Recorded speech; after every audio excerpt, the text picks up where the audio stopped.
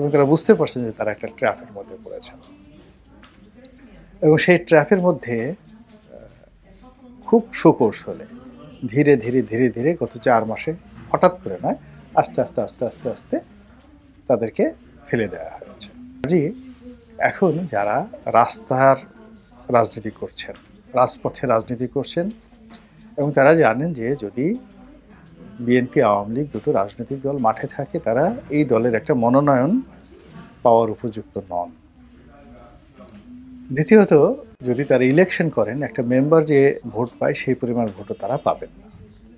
তো কাজেই তারা যদি এই তথাকথিত গৃহপালিত বিরোধী দলের সদস্য হতে পারেন, বিনিময়ে ভালো একটা গাড়ি পান, একটা এমপি পদ পান, এরপরে ঢাকা শহরে একটা প্লট পান, তার সংসার চলে না, সে যদি নিয়মিত মাসোহারা পান, তারপরে সারা জীবনই তো তারা মারধর খেয়ে লাথিগুঁতো খেয়ে বড় হয়েছেন।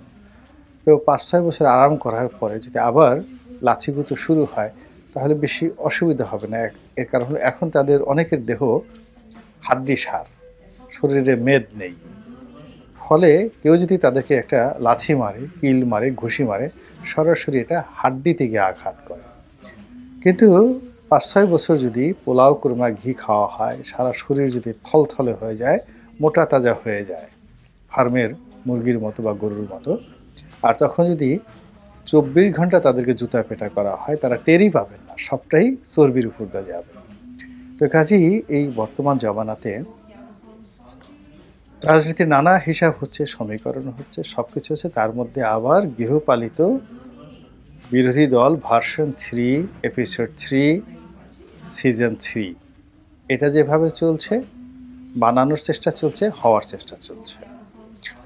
আর এই হওয়ার চেষ্টার মধ্যে ১ নম্বরে আওয়ামী লীগ এই সুযোগটা করে দিচ্ছে, বিকজ তারা যে গর্তটা তৈরি করেছিল, যে গর্তের মধ্যে তারা পড়েছে, এখান থেকে সহসা বের হওয়ার কোনো রকম সুযোগ নাই যদি না ক্রেন দিয়ে তাদেরকে কেউ তুলে নিয়ে আনে এবং তারা যদি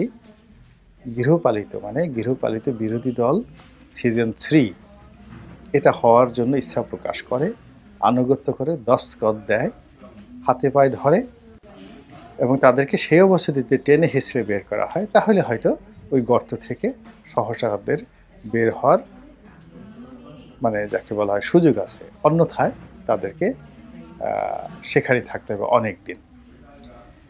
দ্বিতীয়ত তারা বারবার সামনে বিভিন্ন লোকজন নিয়ে আসছে, যেমন তারা বারবার নানক সাহেবকে নিয়ে আসছেন। এখন জাহাঙ্গীর কবির নানক কিংবা ধরুন অন্যান্য যে সকল নেতারা দলের পক্ষে কথাবার্তা বলছেন, ইনক্লুডিং মোহাম্মদ আরাফাত সহ, তাদের কারোরই ব্যক্তিগত জীবনে কোনো সুসংবাদ নেই, কোনো সুনাম নেই, কোনো সুখ্যাতি নেই। Their personal life is just dustbin. তাদের সামাজিক জীবনে তারা বন্ধুহীন। যারা সামনে দেখছেন এদের কোনো বন্ধু বান্ধব নেই। রাজনৈতিক জীবনে এদের অনেকে রাজনীতি নেই, যেমন আরাফাতের কোনো রাজনীতিই নেই। জয়ের বন্ধু কোনো যোগ্যতা নয়। তারপর বাহাউদ্দিন নাসিমের রাজনীতি আছে কিন্তু সুনাম নেই। আর জাহাঙ্গীর কবির নানকের যে রাজনীতি আছে শুধু বদনাম বদনাম বদনাম। এখন আওয়ামী লীগের মুখপাত্র হিসেবে এই টেলিভিশনে এই লোকগুলোর আমরা অডিও ফুটেজ দেখছি, ভিডিও ফুটেজ এখনো খুব কম দেখা যাচ্ছে। তো কাজেই তারা যে বের হয়ে আসবেন এবং তাদের মধ্যে গ্লাসনস্ট এবং পেরেস্ট্রিক অর্থাৎ পরিবর্তনের কোনো লক্ষণ দেখা যাবে এটি মনে হচ্ছে না। ফলে আওয়ামী লীগের প্রসঙ্গটা এই গর্তের মধ্যেই থাকুক। বিএনপিকে নিয়ে যে আতঙ্ক, সে আতঙ্ক হলো যে এদেরকে তো রাতারাতি গৃহপালিত বিরোধী দল বানানো যাবে না। তারা ক্ষমতাধর হবেন এবং ক্ষমতায় থাকবেন, এমনকি প্রধান বিরোধী দলও তারা হবেন না, তারাই হবেন সরকারের পরিচালক। এখন তারা যদি সরকার গঠন করেন, নির্বাচনে জয়লাভ করেন, তাহলে কার কতটা ক্ষতি হবে? প্রথমত এখানে ভারতের তো ক্ষতি হবেই। ভারত কোনো অবস্থাতেই সেটা মেনে নেবে না। আমেরিকার সঙ্গে বিএনপির সম্পর্কটা আসলে এখনো ভালো হয়নি। একটুও ভালো হয়নি। এটা হলো একেবারে কঠিন বাস্তবতা। এখানে রাষ্ট্রদূতের সাথে বৈঠক বা ওখানে তাদের যে পররাষ্ট্র মন্ত্রণালয়ের যে নিয়মিত প্রেস ব্রিফিং এ মুশফিক ফজল আনসারীর উপস্থিতি, ইটস নট দ্য পলিটিক্স। আমি বিএনপির অনেকের মধ্যে ঘুরেছি। আ খুব দুঃখজনক হলেও সত্য যে মার্কিন পলিসির বিষয়ে এক্সপার্ট কোনো লোকের সঙ্গে আমার পরিচয় হয়নি। আল্লাহ আমাকে সেই সুযোগ দেয়নি। তাদের মধ্যে কয়েকজনকে দেখছি যারা ভারতের ব্যাপারে এক্সপার্ট, ভারতের সাথে তাদের সম্পর্ক ভালো। কিন্তু আমেরিকার সঙ্গে, ইউরোপের সঙ্গে একেবারে ওয়ান টু ওয়ান বাকিংহাম প্যালেসের সঙ্গে বা হোয়াইট হাউসের সঙ্গে, তারপরে মার্কিন প্রতিনিধি পরিষদ, ইউএস কংগ্রেস, ইউএস সিনেট বা পেন্টাগনের সাথে সম্পর্ক ভালো আছে। এইরকম একমাত্র ডক্টর উসমান ফারুক সাহেব, তার ভাই যেহেতু মার্কিন যুক্তরাষ্ট্রে ছিল, ওই উসমান ফারুক সাহেবের একটা যোগাযোগ আমেরিকার সঙ্গে আছে। এর বাইরে বাকি যারা আছে সবাই আনাকুম জানাকুম। সবাই মুশফিক ফজল আনসারীর মতো এই পর্যায়েরই কূটনীতিবিদ আর কি। তো সেখানে আমেরিকা মূলত বিএনপিকে ব্যবহার করে আওয়ামী লীগকে স্কুইজ করার চেষ্টা করেছে। তাদের আগেও প্রথম পছন্দ ছিল আওয়ামী লীগ, এখনও প্রথম পছন্দ আওয়ামী লীগ, দ্বিতীয় পছন্দ মিলিটারি, সামরিক বাহিনী আমেরিকার। এর বাইরে আমেরিকার অন্য কোনো পছন্দ নেই। তো সেক্ষেত্রে কি হচ্ছে, যারা বিএনপির উপর ছড়ি ঘোরাতে পারবে না, আমেরিকা বা ভারত, বা ওই ছড়ি ঘোরার মতো সম্পর্ক তাদের নেই, অথবা যদি বিএনপি চায়ও আমেরিকার দালাল হতে, ভারতের দালাল হতে, সেটাও তারা পারবে না।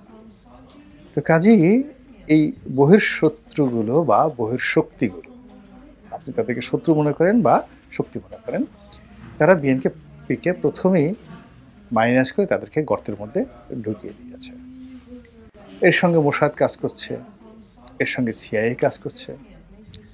এবং এখন রুহুল কবির রিজভী সাহেব যেভাবে বলছেন যে মুনাফিক, বিভিন্ন লোকে মুনাফিক বলছেন, মির্জা ফখরুল সাহেব রাগ হয়ে যাচ্ছেন, রুহুল কবির সাহেব রাগ হয়ে যাচ্ছেন, মেজাজ ঠিক থাকছে না, ইট মিনস তারা আসলে ধৈর্য হারা হয়ে পড়েছেন, অস্থিরতার মধ্যে পড়েছেন, এবং তারা বুঝতে পারছেন যে তারা একটা ট্র্যাপের মধ্যে পড়েছেন। এবং সেই ট্র্যাপের মধ্যে খুব সুকৌশলে ধীরে ধীরে ধীরে ধীরে গত 4 মাসে, হঠাৎ করে নয়, আস্তে আস্তে আস্তে আস্তে আস্তে তাদেরকে ফেলে দেওয়া হয়েছে। যেভাবে জেলখানা থেকে অনেক বিতর্কিত ব্যক্তিকে ছাড়া হয়েছে, শীর্ষ সন্ত্রাসীকে ছাড়া হয়েছে, এবং যারা বিএনপির জমানাতে বলতে গেলে যুবরাজ ছিলেন। তো এই লোকগুলোর কর্মকাণ্ড, চালচলন, তারা একেবারে ধরুন যারা বের হয়েছে তারা বসে বসে সবাই আল্লাহ বিল্লাহ করছে, জিকির করছে, আজকার করছে, কিন্তু পাবলিক বলছে যে না, তুমি সারা জীবন চুরি করেছো, কাজে এখন তুমি চুরি করছো, এবং বিএনপি এখনই ক্ষমতায় আসে নাই, তাই তোমার এই অবস্থা। তোমার অফিসের সামনে এখন দৈনিক 100টা গাড়ি দাঁড়িয়ে থাকে, তুমি একটা বিল্ডিংয়ে ভাড়া থাকতা, পুরো বিল্ডিংটা এখন তুমি দখল করার চেষ্টায় আছো, তাও আবার গুলশানের মতো জায়গাতে। তুমি তো যেন তেন লোক নয়, তুমি আগে অমুক করেছো, অমুক করেছো, ইত্যাদি ইত্যাদি। এই কথাগুলো বাতাসে ঘুরে বেড়াচ্ছে, এবং এই কাজগুলো কিন্তু করা হয়েছে একেবারে মাস্টার প্ল্যান।